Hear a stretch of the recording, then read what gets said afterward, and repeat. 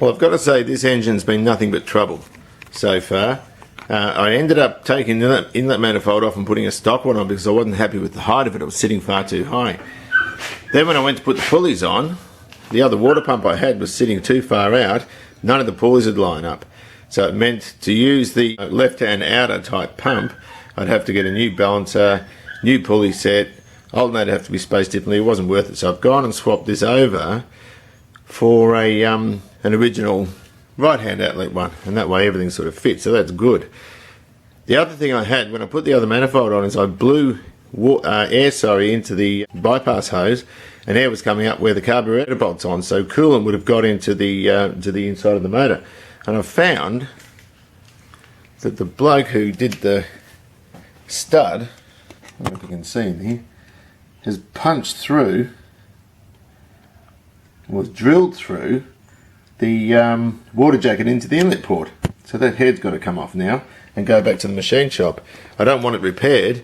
I'd like a new cylinder head because I don't want the idea of any weld or anything like that falling into the inlet port. So that's just turned out to be a real pain in the neck. We've got this lovely little 351 redone again. I've changed the head. The machine shop's given me a new head, or at least a second hand one. They haven't repaired the damage to the old one and put some new exhaust valves in. They've CC'd this head the same as this one, so our compression's nice and even. Only a 2-barrel manifold for now. That'll do to run it in. I'll put a performer or something on later. Right, we're still working on our little Windsor. We've got it on the engine stand here, full of coolant. We're all wired up. Distributors in, that's just sort of loose so I can sort of play around with the timing. Need to buy some vacuum line for that. I've had to go with this 2-barrel setup for now. This means the engine will only put out probably 250 horsepower with the proper Edelbrock manifold, and I've got a jetted Holly here, a rear jetted Holly. We're looking at around 300. It's got a great camshaft, it's all dialed in, so it should be good. Now, one of the advantages of working in the best kitted out secondary school is the ability to cut stuff like this out of steel. Now that's a spacer, but also what it does is it blocks off this exhaust port. Now this uses the standard inlet manifold gaskets, which means there's a port, an exhaust port from each head that comes in the manifold, comes up through here and preheats the carburetor. I don't want that. I'm going to block it off, which is why I had this cut out of metal, and I'll stick a gasket either side and that'll block it off nicely until such times the engine's run in the car and the car's roadworthy. Then I can do what I'd like with it and change the manifold and so forth. So the first order of business, we're going to cut some gaskets out. I always keep off, cut some oil jointing. That's off a timing case off an Austin motor, so I can use that. I'm going to cut out 3 of them, and that'll mean we can put this carburetor on properly. Using the wrong hammer, don't worry about that.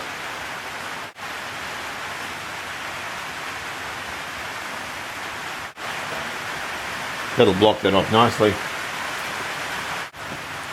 This is like a spacer plate. The PCV gets its vacuum from the tube Ventura on this side, and on this side here is where the preheating was done from that thing I blocked off. Hopefully this seals. This is only a sort of a temporary thing really until I get the engine run in, but I'll just make another gasket and I'll sit the carburetor on top and it should be good to go.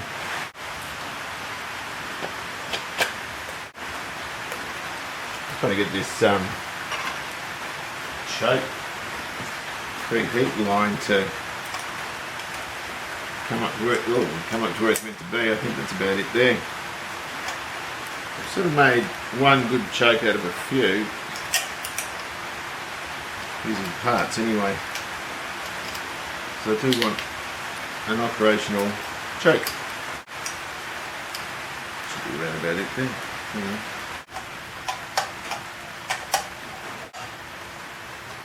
Original 390 part, I didn't want to cut it, so I've just sort of stuck a little bend in. That way I can return it to stock if I need to, and that'll just sit in there. And the idea of this is it'll draw fresh air from fresh filtered air through, heat it up in this element here in front of the exhaust port, and then that'll open the choke up. So I've just got to put a bit of tube there and then I'm good to go. That's not too bad. That'll work. Right, well we're nearly ready. I've still got to get the PCV grommet I've ordered and a valve, a right angled one, so I can cut that and hook that up. all the fuel's hooked up, the power's hooked up. I haven't got the starter motor yet, and I'm going to change those manifolds. These are 302 ones, and I've ordered some different ones that have a slightly turned down part of the back which will fit better into the XW car. These ones exit straight, and you have to have a sort of a bend further back, which I don't really want. I wanted them sort of exiting downward a little bit. Got these correct 351 manifolds. They look a bit chunky to me, and the flow doesn't look too good. Don't know if I'm going to hang on to those. I'll certainly use them to run the engine, but there you go. I also picked up these headers from a late 302 Falcon. They look like they flow fairly well, but I reckon they'll look fairly stupid in an XW, so I'll keep hunting for the right ones.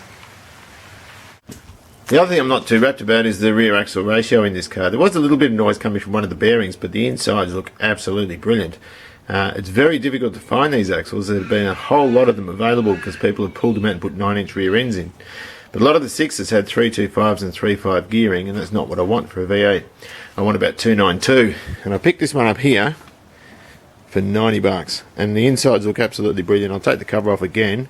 I'm swapping the back plate over with the original car because the back plate's in better nick on this. Okay, well, we've got a little 351 ready to run in. We've got to run the camshaft in. I just started it just for a minute before. There's a bit of smoke coming off the manifolds. Very tight, this motor. I haven't got the right fuel pump for it. I've just got this one here. It's broken, but that'll do for now. It'll block the hole up and stop oil coming out. Got an electric fuel pump down here. Because of this distance between the fan and the radiator, I'm going to run an electric. Don't normally hook up an alternator on these running stands, but because I'm running that electric fan, I don't want to flatten the battery. So it's just got a power wire, a charge wire coming down, going back into the battery, and we've got this exciter circuit here. And what that does is it primes the coil in here, gets a magnetic field happening, and then of course it can start generating electricity once it rotates. But we need to use a charge light, which that's just the same as a charge light on your dashboard. A bit of resistance there for the coil as well. This is the wrong starter. It's got a 157 tooth drive plate on it, and this is off a later one. Oh, so let the games begin.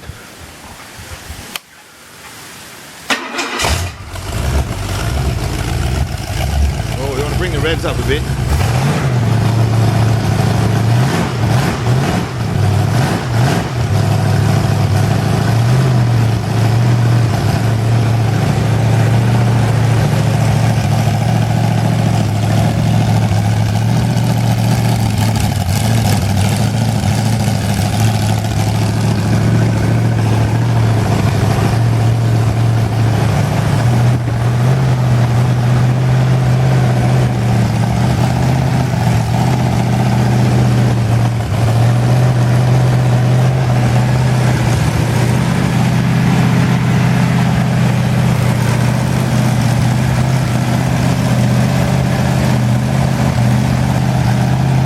Needs a bit of tuning. Needs a bit of a tune because it's sort of hunting a little bit, but I've got to keep these revs up.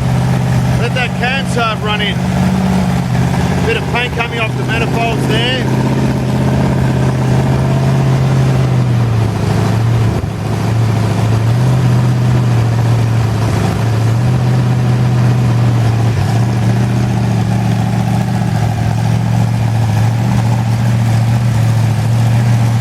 That fan throwing a heap of air out. I've also got the electric fan running on the front,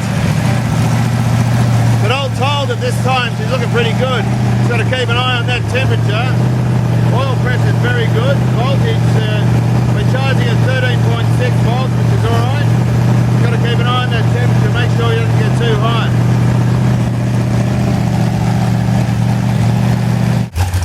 It is running a little bit rough. Got to go around and check the vacuum leak. I'm using a Dennis bottle. Let's run it around the manifold. Just a squirt of water. Just to see if there's any leaks.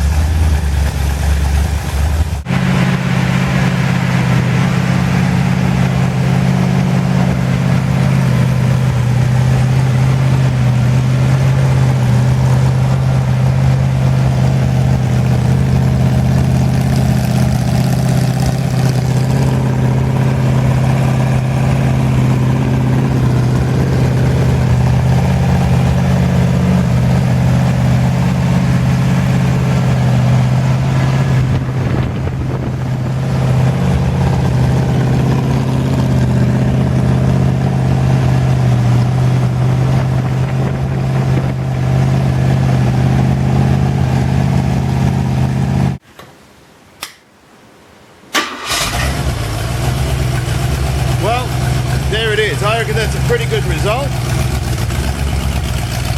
Needs a bit of tuning work.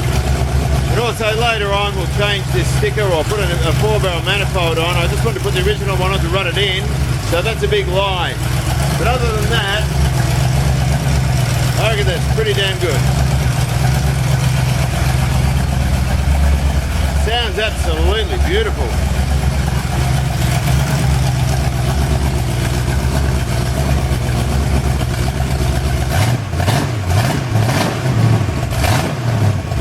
Needs some tuning work, but all the vital signs are good.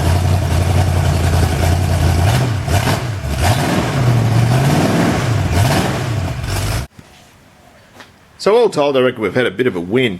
One of the beauties of these engine stands is you can hear what's going on in the motor. You can get right up near it, put a screwdriver near anything you need to hear, and also check. Now, I've got a little bit of an oil leak going on down here. You can see it's splattering. I think it's splattering off the oil pump. I'll get a mirror and have a good look at that. This is only a temporary thing, of course. I've got to get a new one. Fuel pump, I should say. It's a fuel pump.